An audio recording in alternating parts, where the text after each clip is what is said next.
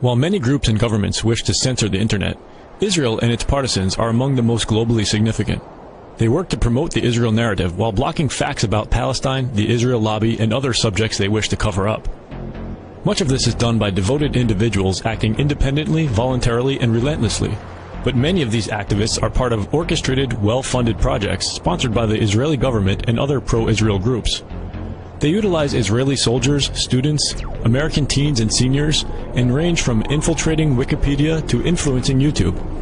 As we'll see, some even operate out of Jewish community centers in the US. One such group is the Israeli military's New Media Desk. It is well known nowadays that what happens on Facebook, Twitter, and YouTube has great influence on events as they occur on the ground. The internet, too, is a battleground. It is thus comforting to learn that the IDF employs soldiers who tweet, share, like, and more. Another project initiated in 2011 by the National Union of Israeli Students has the stated goal to deepen and expand Hasbara, or state propaganda activities of students in the State of Israel. Under this program, Israeli students are paid to, quote, lead the battle against hostile websites. The students are tasked with what many would call shilling or trolling in online forums and social media.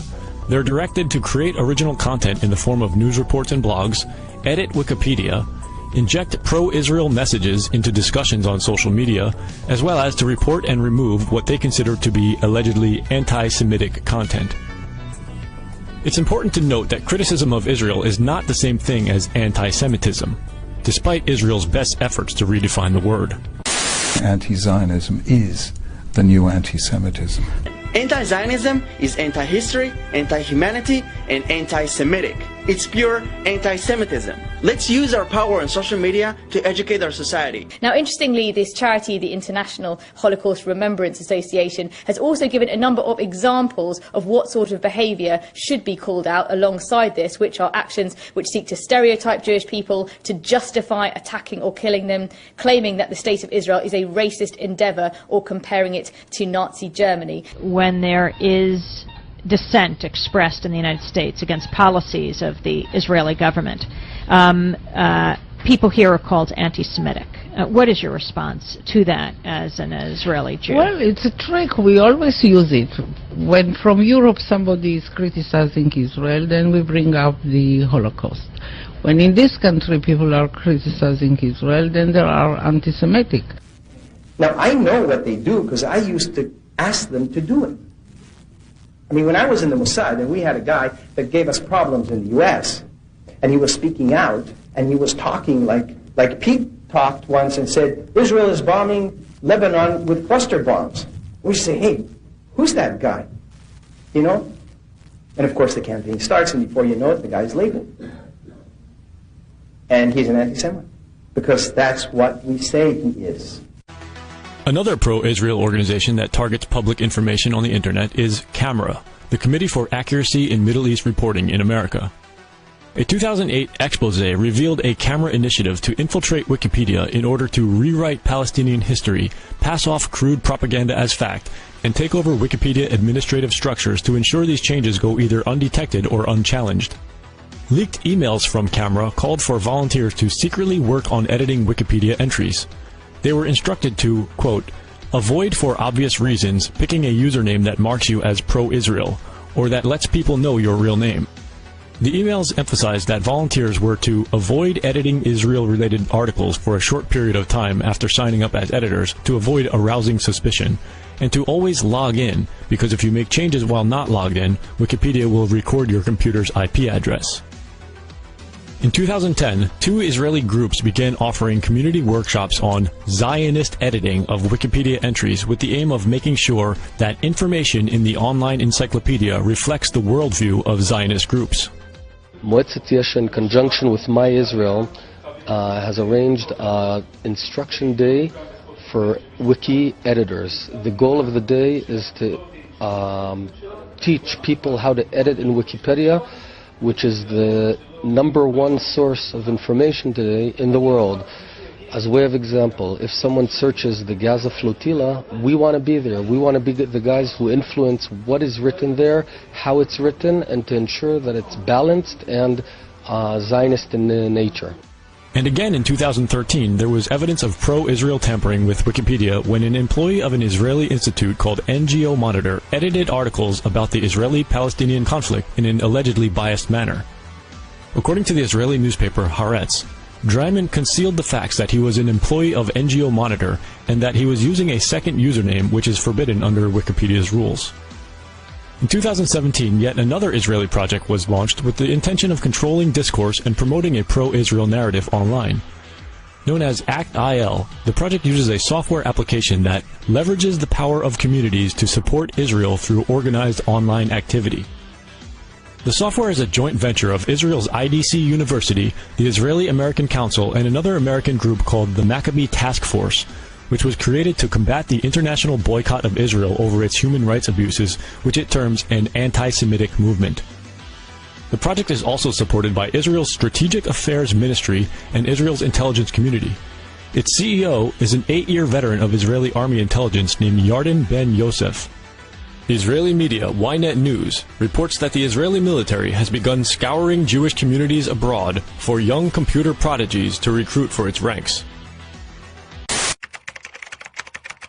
In Operations Pillar of Defense and Protective Edge, we set up the first advocacy situation rooms here at IDC. We operated together with hundreds of volunteers who work around the clock for Israel on social media networks. Through the operations, we realized that when many people work together, it is effective. This understanding led IAC and IDC to partner and found ACT-IL, the online community for Israel. Jewish news site The Forward calls ACT-IL a new entry into the online propaganda war that has thousands of mostly US-based volunteers who can be directed from Israel into a social media swarm. Its work so far offers a startling glimpse of how it could shape the online conversations about Israel without ever showing its hand. The Forward article reports that the project recruits Jewish teens and adults and sometimes operates out of local Jewish community centers.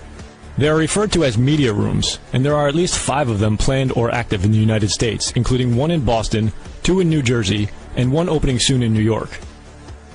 After being given ACT-IL advocacy training, the volunteers are instructed to complete missions, which are assigned from a headquarters in Herzliya, Israel. The Forward reports that in November, the Boston Media Room created a mission for the app that asked users to email a Boston area church to complain about a screening there of a documentary that is critical of Israel. The proposed text of the email likened the screening of the film to a white supremacist riot. In reality, the film, Occupation of the American Mind, investigates Israel's PR war in the U.S. and was promoted by respected American progressives, including Democracy Now!'s Amy Goodman.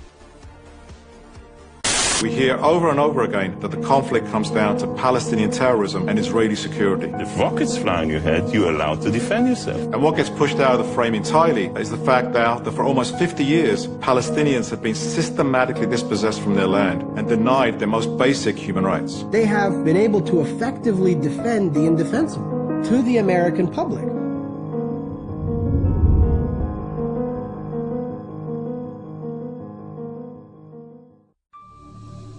The Israeli government is involved in numerous internet projects.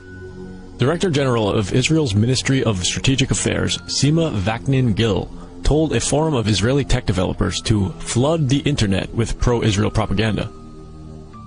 When she was Israel's chief censor, she said, "We censor information that is critical to our enemies, who have no capabilities like us, do not have a Jewish brain, and therefore our enemy relies to a large extent on open information." Her ministry has a budget of roughly $70 million to fight what it calls a war on consciousness terrorism. To win it, she said, Israel must use tricks and craftiness. Another Israeli entity that plays a role in covert internet activity is the Israeli military's legendary high-tech spy branch, Unit 8200. This unit is composed of thousands of cyber warriors, primarily 18 to 21 years of age, some even younger. An article in the Jewish press reports that Unit 8200 has developed a great reputation for effectiveness in intelligence gathering, including operating a massive global spy network. Numerous Israeli tech companies, many of them headed by former military intelligence officers, assist in these online spying efforts, sometimes receiving Israeli government funding for digital initiatives aimed at gathering intelligence on activist groups and countering their efforts. To be clear, this is all part of an effort by an occupying government and its military working covertly to achieve censorship of reporting on its atrocities.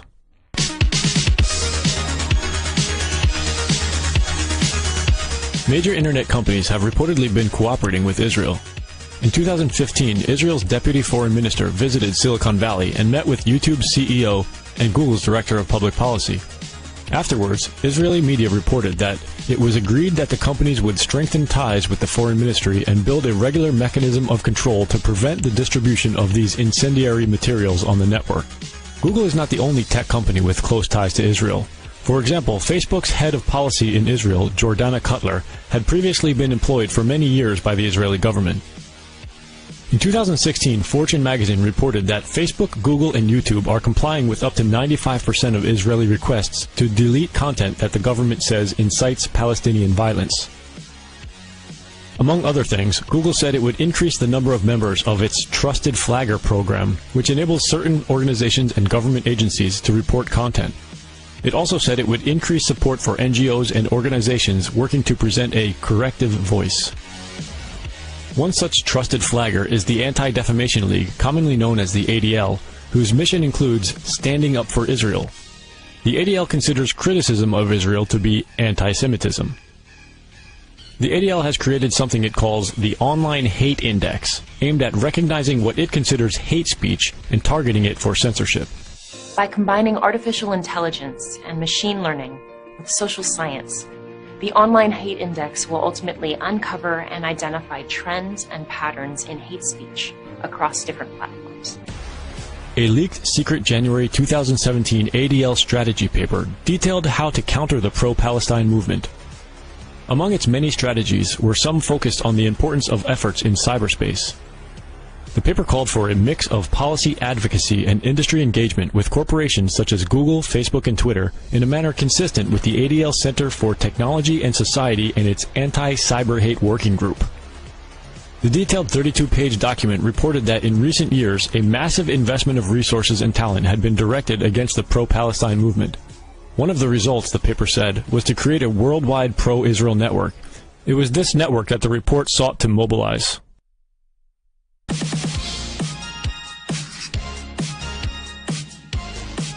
On March 13th, at the 2018 South by Southwest Music Festival, YouTube CEO Susan Wojcicki revealed that the company has just hired an additional 10,000 people to help review content flagged for removal. She also talked about a new feature that will soon be added to the platform. When there are videos that are focused around something that's a conspiracy, and we're using a list of well-known internet conspiracies from Wikipedia, that we will show as a companion unit next to the video information from Wikipedia showing that here is information from Wikipedia about this event. So YouTube will be sending people to text. We will be providing a companion union of text. Considering what we now know about the efforts of the Israeli government and pro-Israel organizations to edit Wikipedia and essentially rewrite history in their favor, can we expect this kind of companion unit to show up next to our videos? Will our channel be taken down again like it was recently for 5 days? Only time will tell. With so many people working to keep this kind of information from getting out, we never know when we'll be censored again. If you'd like to be notified when we publish new content, please sign up for our mailing list and subscribe to us on BitChute, DTube, or any of the other platforms listed in the description below. And if you find our videos and articles informative, please consider making a donation to help us continue this important work.